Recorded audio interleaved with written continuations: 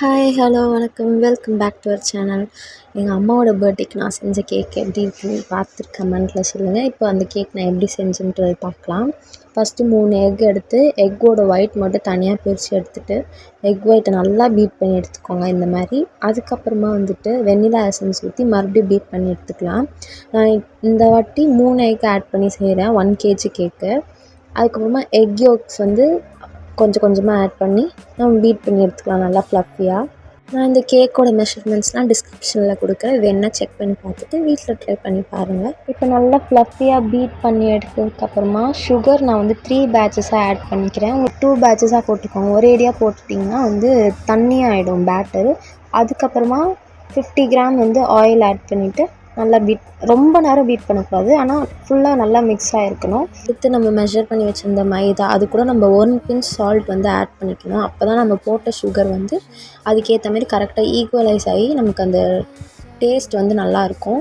3 பேட்சஸாக பிரித்து விஸ்க் வச்சு பொறுமையாக ரொட்டேஷன் மெத்தடில் நீங்கள் கலரி விடணும். அதுக்கப்புறமா ஒரு ஸ்டிக் வச்சு ஏர் பபிள்ஸ்லாம் எடுத்து விட்டுட்டு அவனில் 160 டிகிரியில் 45 மினிட்ஸ் வேக வைக்கணும். வெண்ணிலா ஸ்பான்ஸ் மட்டும் நான் முன்னாடி நாளே பேக் பண்ணி எடுத்துக்கிட்டேன். மறுநாள் நான் நைட்டு செய்கிற மாதிரி தான் இருக்கும். ஸோ அதனால் நான் மத்தியானமே பேக் பண்ணி எடுத்து வச்சுக்கிட்டேன். அதுக்கப்புறமா ஈவினிங் நான் செய்ய ஸ்டார்ட் பண்ணிட்டேன். ரொம்ப சாஃப்டாக வந்திருக்கு பார்த்தீங்களா. நான் சொல்கிற ப்ரொசீஜர்லேயே நீங்கள் ஃபாலோ பண்ணிங்கன்னா நல்லா சாஃப்டாக வரும். இந்த டெக்ஸ்சர் உங்களுக்கு மாறவே மாறாது. நீங்கள் வேறு எந்த ப்ராடக்ட்டுமே யூஸ் பண்ண தேவையில்ல. பேக்கிங் பவுடரோ பேக்கிங் சோடாவோ எதுவுமே யூஸ் பண்ண தேவையில்ல. அது யூஸ் பண்ணாமலே உங்களுக்கு இவ்வளோ ஸ்பாஞ்சியாக வரும். இப்போ நம்ம கேக் ரெடி பண்ண ஸ்டார்ட் பண்ணிடலாம். மேலே இருக்க லேயர் நான் ஃபஸ்ட்டு கட் பண்ண மாதிரி கட் பண்ணி தனியாக எடுத்ததுக்கப்புறமா நம்ம 3 லேயராக போட்டு எடுத்துக்கலாம். எப்போயுமே லேயர் பண்ணும்போது கரெக்டான மெஷர்மெண்ட் வச்சு நீங்கள் லேயர் போட ஸ்டார்ட் பண்ணுங்கள். இல்லைனா ஒன்று சின்னது ஒன்று பெருசாக வந்துடும். எனக்கு இப்போ வந்த மாதிரி. அதுக்கப்புறமா ஏன் இவ்வளோ க்ரம்ஸ் வருது அப்படின்னு கேட்டிங்கன்னா, கேக் ஜெல் நான் யூஸ் பண்ணலை. உங்களுக்கும் அந்த மாதிரி தான் வரும். கொஞ்சம் வேஸ்டேஜ் ஆகும். எந்த அளவுக்கு வந்திருக்குன்னு பாருங்கள். கேக் ஜெல் இல்லாமல் கேக் செய்ய முடியும்.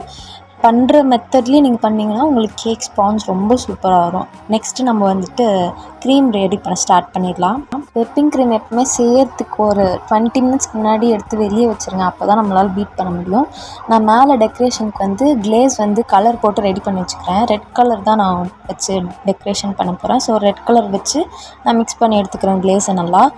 அப்புறம் 1 டீஸ்பூன் வெண்ணிலா எசன்ஸ் ஊற்றி நான் விப்பிங் க்ரீம் நல்லா பீட் பண்ணி எடுத்துக்கிறேன். ஸ்டிஃப் பீக்ஸ் வர வரைக்கும் நல்லா பீட் பண்ணி எடுத்துக்கணும். இந்த மாதிரி கவுத்தாலும் கீழே விழுவாமல் இருக்கணும். அந்த கன்சிஸ்டன்சி வந்தால் தான் நம்மளுக்கு க்ரீம் நல்லா அப்ளை பண்ணுறதுக்கு நல்லா ஈஸியாக இருக்கும். அழகாக ஷார்ப் எட்ஜஸ்லாம் வரும் நமக்கு. அடுத்து நம்ம கேக் ரெடி பண்ண ஸ்டார்ட் பண்ணிடலாம். போர்டில் நான் க்ரீம் அப்ளை பண்ணிவிட்டு ஃபஸ்ட்டு ஒரு லேயர் வச்சு சுகர் வாட்டர் அப்ளை பண்ணிக்கிறேன். எதுக்கு நம்ம போர்டில் க்ரீம் வைக்கிறோன்னா அப்போ தான் நம்மளுக்கு கேக் அசையாமல் இருக்கும். போர்ட்லேருந்து அவ்வளோ சீக்கிரம் கீழே விழுகாது. நான் விப்பிங் க்ரீம் போட்டு ஃபில்லிங்க்கு ஸ்ட்ராபெரி க்ரஷ்ஷும் ஒயிட் சாக்லேட்டும் கிரேட் பண்ணி போட்டுக்கிறேன். நான் இப்போ செய்கிற cake white forest flavour. So அதனால நான் ஃபில்லிங் எல்லாமே ஸ்ட்ராபெரி அதுக்கப்புறம் ஒயிட் சாக்லேட் வச்சு தான் நான் எல்லாமே செய்ய போகிறேன். ஃபில்லிங்லாம் கொடுத்து ஒயிட் சாக்லேட் கிரேட் பண்ணதுக்கப்புறமா இதே மாதிரி எல்லா லேயருக்கும் நான் செஞ்சுக்கிறேன். மறுபடியும் சுகர் சிரப், விப்பிங் க்ரீம், அதுக்கப்புறமா மறுபடியும் ஃபில்லிங் கொடுத்துட்டு ஒயிட் சாக்லேட்லாம் கிரேட் பண்ணி எடுத்துக்கிறேன். கடைசியாக ஃபைனல் லேயருக்கு வெறும் நம்ம சுகர் சிரப் மட்டும் தான் போட போகிறோம். எல்லா கேக்லேயுமே அதே மாதிரி தான் நமக்கு செய்ய போகிறோம். இதுதான் மெத்தடு எல்லா கேக்கும் நம்ம ஸ்டார்ட் பண்ணுறதுக்கு. எப்பவுமே ஃபைனல் லேயர் வைக்கும் போது நம்ம கரெக்டாக வைக்கிறோமான்னு பார்த்து அதுக்கப்புறமா மேலே அந்த கேக் லேயர் வைங்க. அப்போ தான் நம்மளுக்கு ஷார்ப் எட்ஜஸ் கரெக்டாக கொடுக்க முடியும். எதுனா டெக்கரேஷன் பண்ணாலும் கரெக்டாக வைக்க முடியும். ஃபஸ்ட் டைம் நான் பேக்கிங் ஸ்டார்ட் பண்ணதுலேருந்து இப்போ தான் ஃபஸ்ட் டைம் நான் ஹார்ட்டின் ஷேப்பில் கேக் செய்ய போகிறேன். க்ரம் கோட் போட்ட உடனேவும் நான் அது ரெடி பண்ணுறதுக்கான வேலையை ஸ்டார்ட் பண்ணிட்டேன். கட் பண்ணி எப்படியோ கஷ்டப்பட்டு நான் எடுத்துகிட்டு போய் அந்த கேக் பீஸ் எடுத்துகிட்டு ஸ்டார்ட் பண்ணி வச்சுட்டேன். ரொம்ப பயமாக இருந்தது ஃபஸ்ட் டைம் செய்யும் போதே தப்பாக வந்துடுமோ அப்படின்ட்டு. நல்ல வேளை ஏதோ ஓரளவுக்கு பார்க்குற மாதிரி வந்துருச்சு. அதுக்கப்புறமா 2 சைடுமே கட் பண்ணி ஹார்ட்டின் ஷேப் கொண்டு நடுவில் வி ஷேப்பில் கட் பண்ணி எடுத்துக்கிட்டேன். அதுக்கப்புறமா உடனேவும் நான் மெயின் கோட் போட ஸ்டார்ட் பண்ணிட்டேன். ஏன்னா டைம் ரொம்ப கம்மியாக தான் இருந்துச்சு. ஸோ போர்டெல்லாம் நல்லா டிஷ்யூ பேப்பர் வச்சு க்ளீன் பண்ணிவிட்டு அதுக்கப்புறமா மெயின் கோட் போட ஸ்டார்ட் பண்ணியாச்சு. மெயின் கோட் போட்ட உடனே நான் வந்து டெக்கரேஷன்ஸ்லாம் பண்ண ஸ்டார்ட் பண்ணிட்டேன். ஏன்னா எனக்கு சுத்தமாக டைமே இல்லை, ரொம்ப டைம் எடுத்துக்கிச்சு.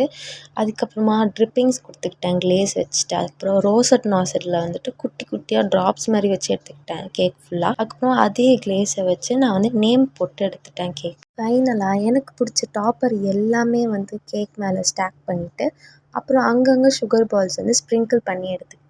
லாஸ்ட்டில் இந்த கேக்கோட அவுட்புட் இப்படி தான் இருந்துச்சு. இந்த வீடியோ பிடிச்சிருந்தா லைக் பண்ணுங்கள், ஷேர் பண்ணுங்கள், கமெண்ட் பண்ணுங்கள், சப்ஸ்கிரைப் பண்ணுங்கள். இதோட நம்ம அடுத்த வீடியோவில் சந்திக்கலாம். டாடா.